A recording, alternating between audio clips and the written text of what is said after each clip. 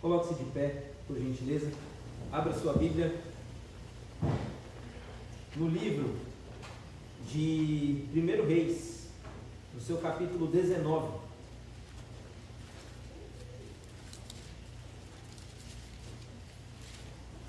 Primeiro livro dos Reis, seu capítulo 19. Faremos a leitura dos versículos de 1 a 9. E Acabe fez saber a Jezabel tudo quanto Elias havia feito, e como totalmente matara todos os profetas à espada. Então Jezabel mandou um mensageiro a Elias a dizer-lhe: assim me façam os deuses e outro tanto, se de certo amanhã a estas horas não puser a tua vida como a de um deles. O que vendo ele, Elias, se levantou e para escapar com vida se foi, e chegando a Berseba, que é Judá, deixou ali o seu servo. Ele, porém, foi ao deserto, caminho de um dia, e foi sentar-se debaixo de um zimbro, e pediu para si a morte, e disse: já basta, ó Senhor, toma agora minha vida, pois não sou melhor do que meus pais. E deitou-se e dormiu debaixo do zimbro. E eis que então um anjo o tocou e lhe disse: levanta-te e come.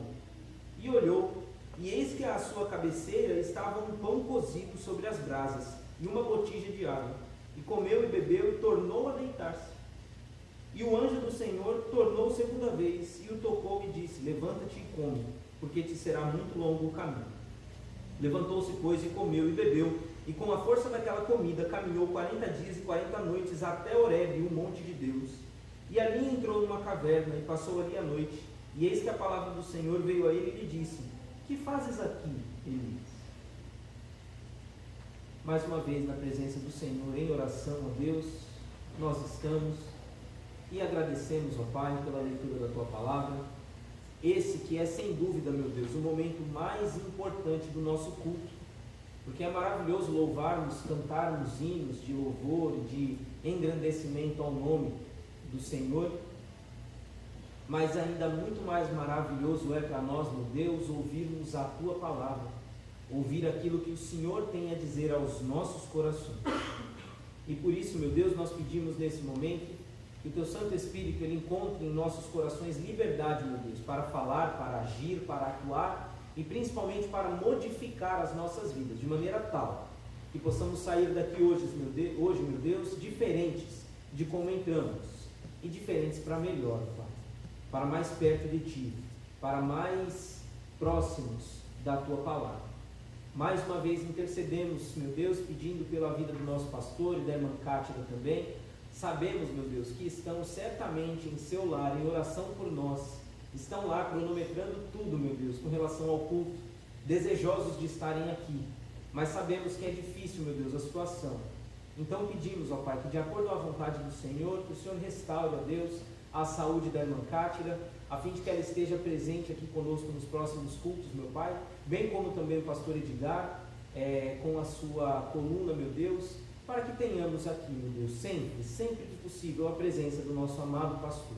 Abençoa-os grandemente, meu Deus. Essa é a nossa oração, em nome de Jesus, o nosso Salvador. Amém. Muito bem, podem se assentar.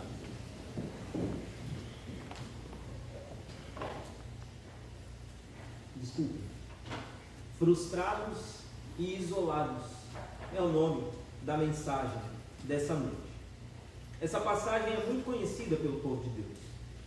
Muitas pessoas, muitas mensagens já foram extraídas desse texto.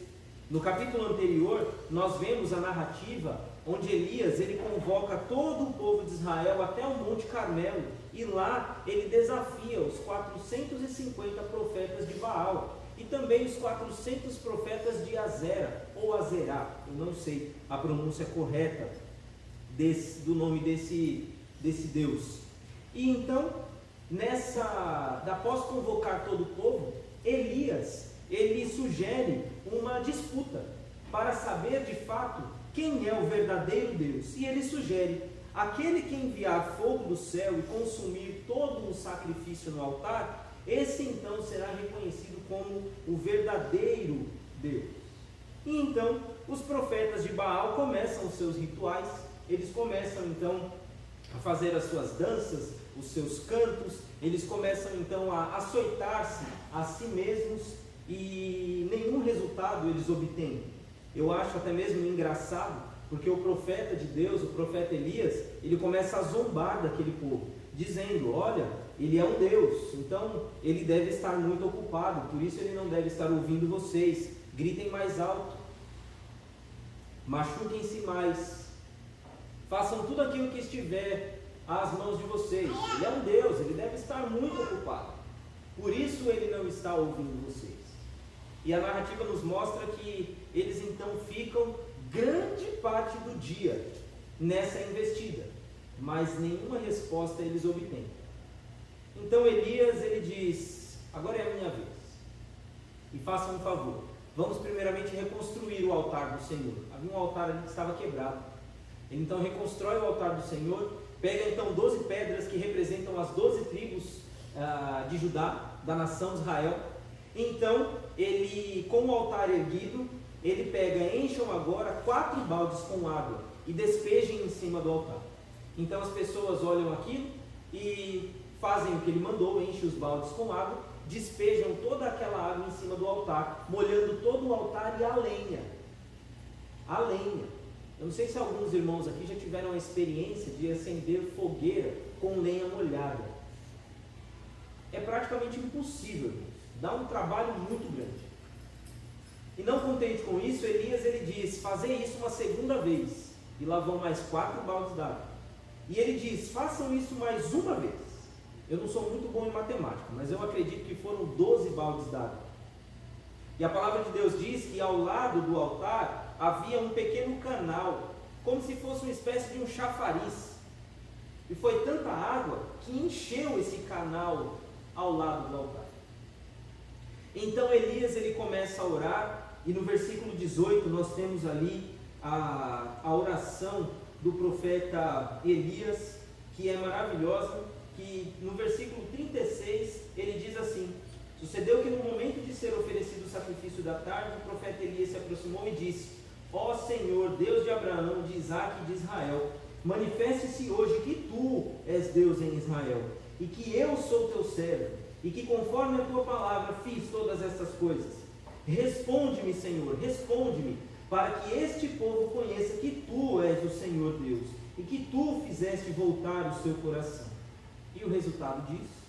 Então caiu o fogo do Senhor e consumiu o holocausto, e a lenha, e as pedras, e o pó, e ainda lambeu a água que estava no fogo.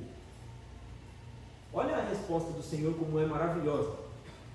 A palavra de Deus diz que o fogo que desceu do céu consumiu não somente a lenha do holocausto, mas como consumiu o holocausto também, o pó, lambeu a água que estava no canal. E irmãos, sinceramente, para mim o que chama mais a atenção, a palavra de Deus diz que o fogo consumiu a pedra. O fogo consumiu a pedra. É muito poder. É muito poder de Deus. Porque o fogo fazer a água evaporar, tudo bem, a gente sabe que isso é possível. Quem nunca fez um miojo aqui? Quem nunca queimou um miojo? Que esquece o miojo na água e de repente, cadê a água? Evaporou. Agora o fogo consumirá a pedra. A pedra. Isso me chama a atenção. Isso mostra o poder do nosso Deus. E nós vemos então que Deus, ele dá a resposta. E então, todos aqueles 850 profetas, sendo humilhados da maneira como foram, eles descem então a um vale que tem ali perto, e Elias lança a mão da espada e mata cada um desses profetas ali no ribeiro de Quizon. Então, após acontecer tudo isso, Jezabel, esposa de Acabe, o rei de Israel naquela época, uma mulher de duro coração, uma mulher, irmãos, de má índole, uma mulher que era, assim, de fato, terrível. Quando sabe de todas essas coisas, ela então diz no versículo 2: assim me façam os deuses, e outro tanto, se de certo amanhã a estas horas não puser a tua vida como a de um deles. Versículo que nós já lemos da nossa narrativa. Jezabel então, uma mulher dura de coração como era, ela percebe e diz: a Elias que os deuses que acabaram de ser humilhados e derrotados no Monte Carmelo poderiam acabar com a vida dela se por um acaso, no dia seguinte, àquele mesmo horário, Elias não estivesse tão morto quanto os profetas que ele matou. Que dureza de coração dessa mulher. Que dureza a do coração dessa mulher, porque como eu disse, ela estava dizendo que os deuses me façam exatamente igual ou um tanto ainda mais, se amanhã, Elias, eu não tiver você morto, assim como todos os outros profetas. Ela estava rogando aos deuses que acabaram de ser derrotados. Ainda há. Mas essa mulher, ela então diz que ela começa a caçar a cabeça de Elias. Ela quer matar o servo do Senhor. Então, Elias, recebendo essa mensagem, recebendo essa notícia, ele sai em direção a Berseba. Por quê? Porque ele queria privar a sua vida. Ele não queria ser morto pelas mãos de Jezabel. E então, ele vai daquele lugar onde está. Então, chegamos nesse ponto, onde muitas pessoas ressaltam o medo de Elias. Muitas pessoas destacam o medo que Elias estava sentindo, e portanto ele foge daquele lugar, ele vai-se daquele lugar para quê? Para que Jezabel não lance mão dele e venha então a matá-lo. Mas sinceramente, irmãos, o que me chama mais a atenção nessa passagem não é esse medo, esse temor que Elias teve. Na realidade, qualquer um de nós, na mesma situação que Elias, e talvez em situação bem menor, nós temeríamos e também teríamos a mesma atitude. Afinal, quem não muda de caminho quando sabe que naquela rua em que você passa todo dia para ir trabalhar, no dia anterior aconteceu um assalto muito grande? Quem não muda de lugar? Dificilmente alguém mantém a mesma rota. Alguém fala, eu vou passar por um outro lugar. Vamos ver, se por um acaso o lugar voltar a ficar calmo, eu volto a passar por ali. Todos nós temos esse temor. Portanto, eu já vi até mesmo algumas citações exageradas de alguns pregadores, dizendo que Elias ele foi um frouxo, desculpem a expressão, desculpem a palavra, que Elias ele foi um covarde. Eu sinceramente não olho dessa maneira. Eu vejo que ele certo, sabendo que havia uma pessoa com poder caçando a sua cabeça, indo atrás de sua cabeça, ele agiu de maneira precautiva, e ele está correto. Mas o que chama, irmãos, a minha atenção é a frustração de Elias. Um homem de Deus, um homem poderoso em palavras e ações, ele passa então por um grande período de frustração. E nós vemos isso nesses versículos que foram lidos nessa noite. A mensagem dessa noite é bem breve, hoje o culto é de louvor, nós teremos tempo aqui para podermos agradecer ao Senhor por aquilo que Ele tem nos feito, mas eu quero chamar a sua atenção para duas coisas, uma delas, como eu já disse, a frustração de Elias. Acompanhe comigo os versículos 3 e 4, por favor, que dizem assim: o que vendo ele, ou seja, Elias, se levantou e para escapar com vida se foi, e chegando a Berseba, que é de Judá, deixou ali o seu servo. Ele, Elias, porém, foi ao deserto, caminho de um dia, e foi sentar-se debaixo de um zimbro, e pediu para si a morte, e disse: já basta, ó Senhor, toma agora a minha vida, pois não sou melhor do que os meus pais. Que interessante, um homem poderoso em palavras, um homem poderoso em atitudes, um homem respeitado pela sua nação como profeta. Esse homem ele se frustra, então, após receber a mensagem de Jezabel, ele sai frustrado e procura afastar-se daquele lugar. Após derrotar de maneira tão magnífica e estupenda os ídolos diante de todo o povo, Elias fica estarrecido com a atitude de Jezabel, que ao invés de reconhecer que Deus e somente Deus é o Senhor, ela endurece ainda mais o seu coração. E isso fere o coração de Elias. E Elias então ele sai daquele lugar movido por uma grande frustração. Como é que pode uma mulher ver as maravilhas que Deus fez, mandaram um fogo que consumiu não somente a água que estava ali no canal, não consumiu somente a lenha, não consumiu somente o holocausto que estava em cima, consumiu até mesmo a pedra. A pedra virou pó e o pó foi consumido pelo fogo, e ainda assim essa mulher, ela endurece o seu coração. Como é que pode? Elias fica frustrado. Elias fica frustrado, ele não acredita nisso. E sabe, meus irmãos, muitas vezes nós nos comportamos como Elias, porque nós passamos por momentos em nossas vidas que nós nos deparamos com muitas Jezabels, ou muitas Jezabéis por aí. É verdade.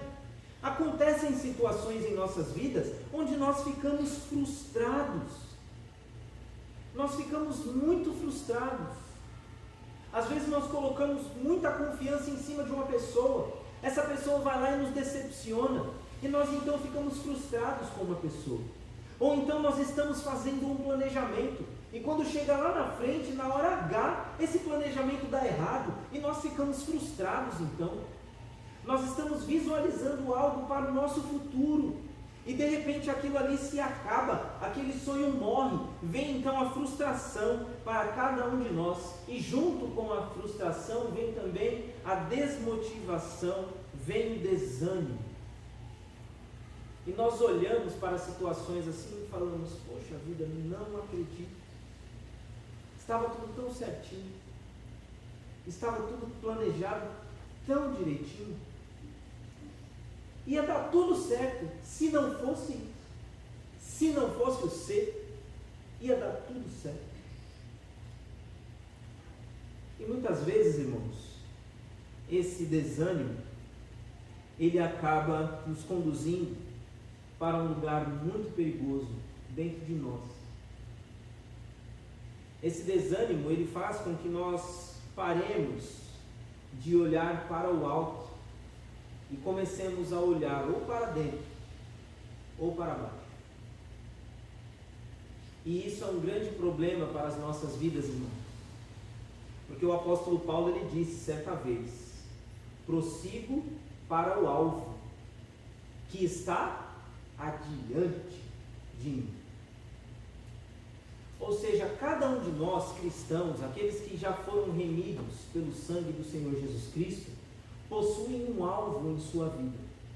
Esse alvo se chama Jesus Cristo, que está sempre adiante de nós. O cristão, irmãos, ele deve estar sempre olhando para o alto, nunca para baixo, nunca para dentro de si, buscando as respostas, as soluções. Não, mas sempre devemos olhar para Jesus Cristo. Como nos diz o autor de Hebreus, autor e consumador da nossa fé. Nós devemos sempre olhar para o Senhor e Salvador Jesus Cristo, para que dessa maneira o desânimo, a frustração não venha tomar conta das nossas vidas. E é interessante que a frustração, ela nunca vem para nos abençoar. A frustração nunca vem para nos abençoar. Quando foi a última vez que você, ao deparar-se com uma grande frustração na sua vida, você olhou e falou: mas que maravilha, que bênção, olha, me frustrei, que coisa maravilhosa, e sai cantarolando, feliz por aí? Isso não acontece. Porque a frustração, ela vem e a intenção dela é de tirar o nosso chão.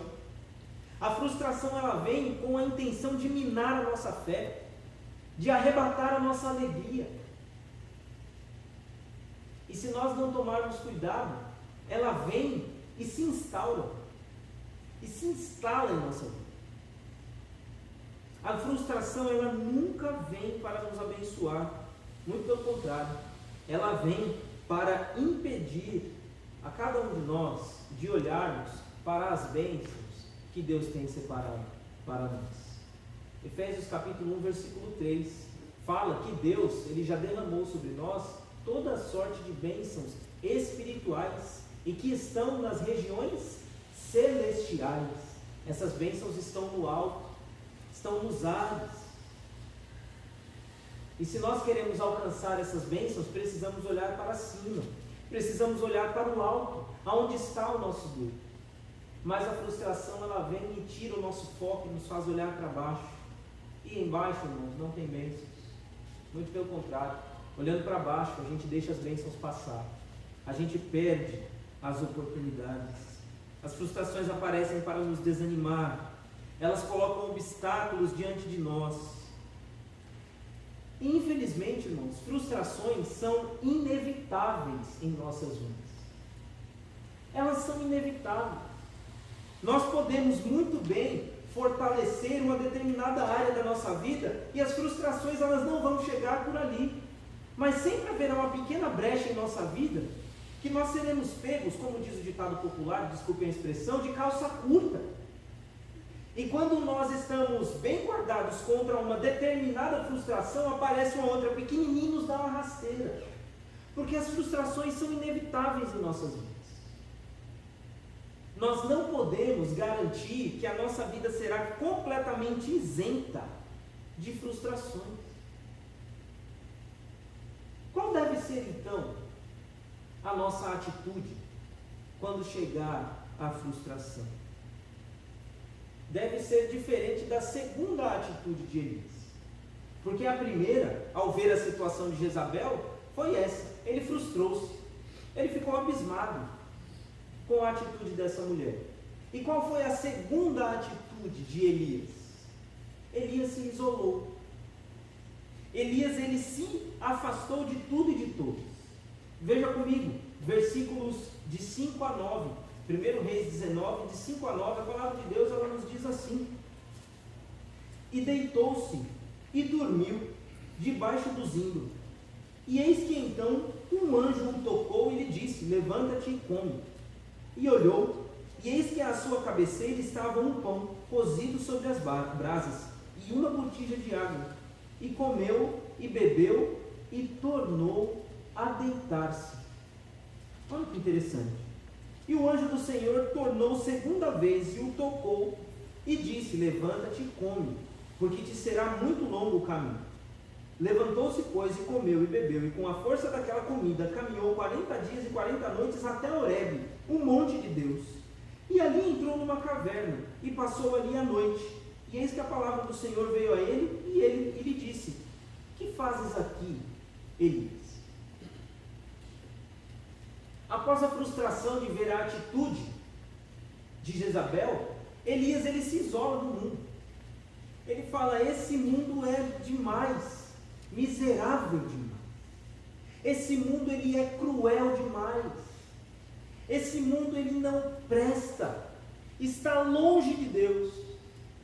Então Elias, ele sai por temor à sua vida, ele carrega consigo o seu moço. Ele pega seu moço então e deixa em Berseba, que é Judá, deixa ele e fala: olha, fica aí. E ele vai-se embora em direção ao deserto. E quando ele chega no deserto, ele deita-se então debaixo de uma árvore, um zimbro. E ele ora a Deus, ele fala: Senhor, pode me levar, pode me matar, porque eu não sou melhor do que os meus pais. Olha que frustração. E ele vai para o meio do deserto, ele vai para o meio do nada, se isola, perde a esperança. Perde a esperança. Irmãos, é no meio do deserto que a gente pode ter pelo menos dois resultados maravilhosos. Quando Deus nos conduz ao deserto, isso é uma bênção.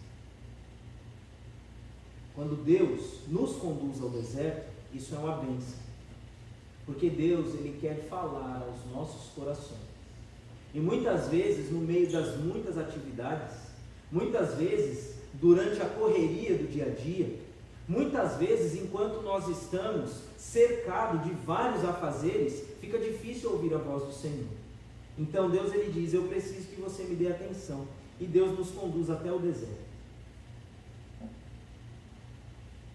E o deserto, irmãos, ele é um lugar de solidão. E muitas vezes o deserto do Senhor pode ser uma enfermidade. Muitas vezes o deserto do Senhor pode ser um desemprego. Muitas vezes o deserto do Senhor, ele pode ser uma crise familiar.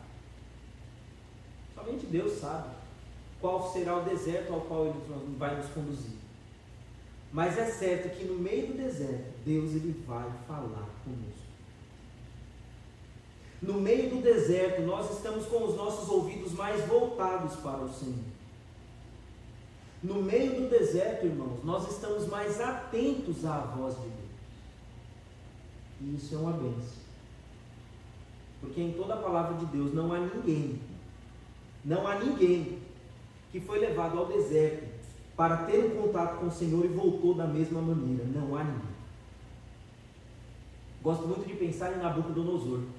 Nabucodonosor, ele foi para o deserto. Começou a engrandecer-se. Começou a achar, olhando o seu império, que ele era um Deus. Que ele é quem tinha conquistado tudo aquilo. Que ele é quem era poderoso o suficiente para fazer e ter todas aquelas coisas. Deus conduziu Nabucodonosor para o deserto. Disse: você vai ficar aí. E você vai comer capim. Você vai ver que as unhas das suas mãos vão crescer. Os pelos do seu corpo vão crescer também. Você vai perceber que tudo que você tem, você só tem porque eu te dei. Interessante que Nabucodonosor, no meio do deserto, depois de ficar parecendo um bicho lá, ele reconhece. E ele diz: só o Senhor é Deus. Não há Deus como o Deus de Israel. Eu não sou absolutamente nada. Se fosse comparado a alguma coisa, eu poderia me dizer que sou poeira de nada diante do Rei dos Exércitos, o Senhor dos Senhores. Nabucodonosor, ele vai ao deserto e volta transformado de lá, porque ele vai para o deserto achando que era Deus e volta de lá sabendo que existe somente um Deus e que não é Ele coisa nenhuma, mas é o Senhor nosso Deus, aquele a quem nós servimos, aquele a quem nós estamos cultuando nessa noite. Tantas outras pessoas, irmãos, foram ao deserto. A nação de Israel, o deserto da nação de Israel foi uma nação chamada Babilônia, que arrastou a nação cativa para uma terra estranha, para costumes estranhos, para comida estranha. E falando em comida, o crente já fala: meu Deus, que absurdo. Levou o povo de Israel para um lugar completamente diferente.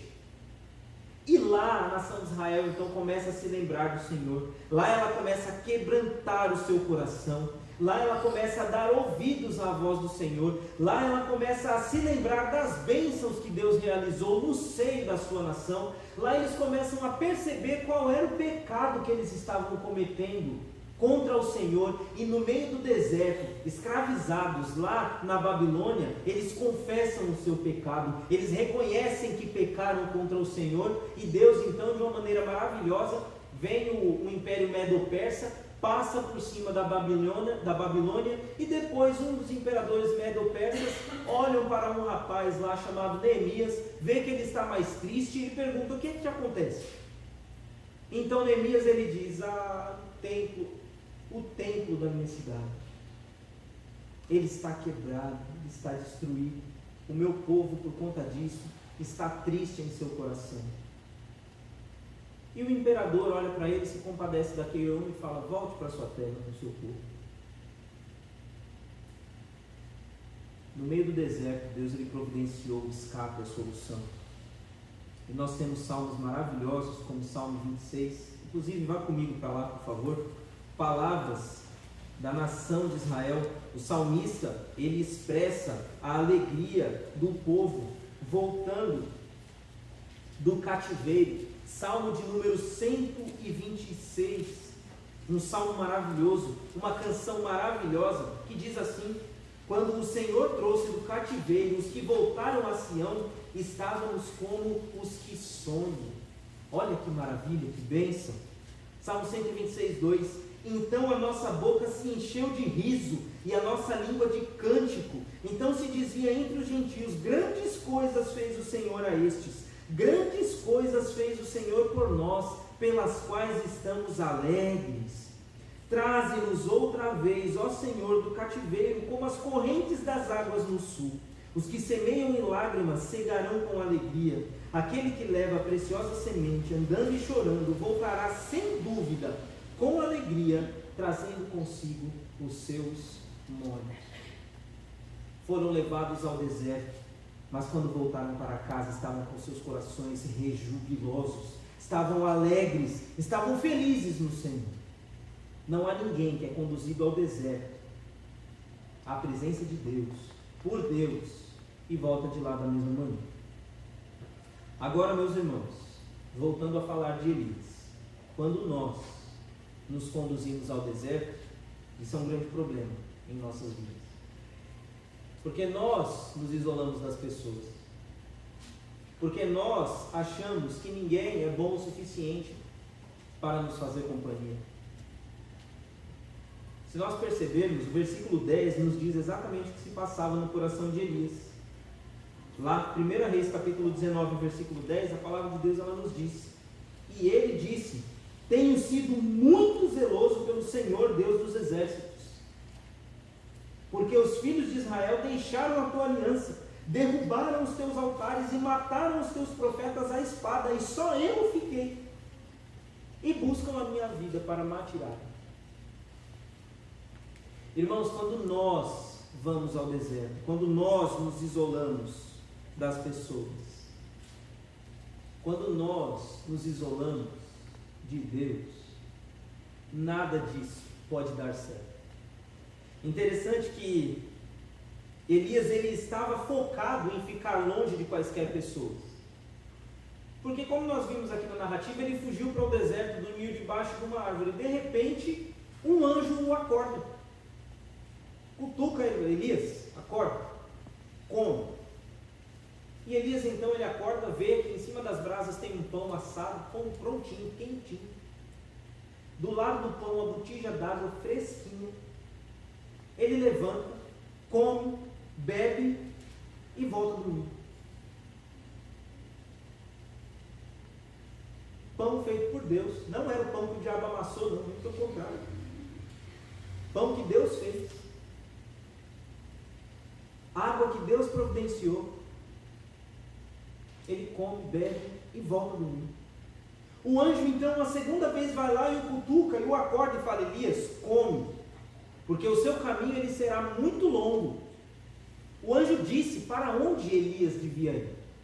Ele levanta, come, e com a força daquela comida ele caminha 40 dias e 40 noites, e ele vai até o monte de Deus. E quando chega no monte de Deus, o que é que ele faz? Se esconde, se isola numa caverna. Ele estava decidido a ficar longe de todos, até de Deus. Ele escolhe ficar longe de Deus.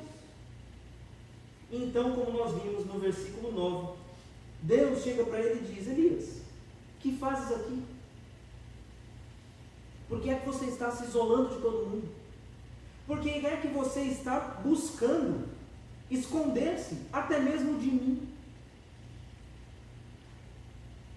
Isso tudo, irmãos, porque Elias, ele estava movido por frustração. Isso tudo porque ele estava movido, irmãos, por uma grande frustração. Um sentimento de justiça própria começava a brotar, a nascer em seu coração. E ele então tem uma conversa com o Senhor, e Deus abre os olhos de Elias, irmãos, porque em meio às frustrações é comum que nós olhemos e falemos: de fato, eu não posso confiar em ninguém. De fato, eu não posso esperar nada de ninguém. Somente eu vou conseguir lidar com os meus próprios problemas. Somente eu vou conseguir lidar com as situações da minha vida. Mais ninguém vai poder me ajudar. E Deus ele diz para Elias, ele fala: Elias, sai dessa caverna, porque existem ainda 7.000 que não dobraram os seus joelhos a Baal. Você não está sozinho. Portanto, levanta, sacode a poeira, dá a volta por cima e vai fazer aquilo que eu separei você para fazer. Esse é um resumo bem popular do final da história. Isso mostra então, irmãos, para nós, que as frustrações elas não podem dominar a nossa vida, mesmo que elas sejam inevitáveis, mesmo que elas sejam uma realidade, elas não podem dominar a nossa vida. Mas quando as frustrações chegarem, o que nós temos que fazer? Continuar olhando para Cristo. Porque a palavra de Deus, ela diz: do homem são as preparações do coração, mas é da boca de Deus que vem a palavra final. Portanto, se você está fazendo um plano, você colocou esse plano nas mãos de Deus e lá na frente esse plano não deu certo, glorifica ao Senhor. Saiba que toda porta fechada na nossa vida é uma bênção de Deus. Saiba que todo não que Deus ele direciona para cada um de nós, que Deus ele nos dá como resposta depois de tanto tempo orando, é uma bênção para nós. Mesmo um não, mesmo uma porta fechada. Porque Deus sabe o que é melhor para nós. E aquilo que foi para nós uma frustração, poderia ser um problema muito maior se por um acaso Deus não nos conduzisse no nosso caminhar, no nosso dia a dia. Portanto, permaneçamos com fé, que o exemplo de Elias nos sirva para mostrar que frustrações são reais, mas que confiar em Deus é melhor. Que confiar em Deus nos traz certeza e segurança. Confiar em Deus nos traz motivação para continuar caminhando. Confiar em Deus, irmãos, nos traz segurança e alimenta a nossa esperança, sabendo que nós não conseguimos enxergar o total, a plenitude das coisas, mas Deus, que está acima de nós, Ele vê todas as coisas. E como já dizia um hino que era cantado por crianças, numa cantata para crianças de Natal, inclusive, o hino ele diz assim: Deus é sábio mais que os homens, seus pensamentos mais que os meus. Como os céus são acima da terra, sim, Deus está sobre nós e eu posso confiar, pois é mais sábio do que nós. E em meio às dificuldades das frustrações, nós podemos ter a certeza que o nosso Deus nunca se frustra. E por isso Jó, ele disse de maneira maravilhosa no seu livro: nenhum dos teus planos, Senhor, são frustrados. Nenhum dos planos do Senhor, irmãos, são frustrados. Portanto, vamos crer, vamos confiar que Deus ele tem o melhor para cada um de nós. Amém? Amém. Que Deus os abençoe.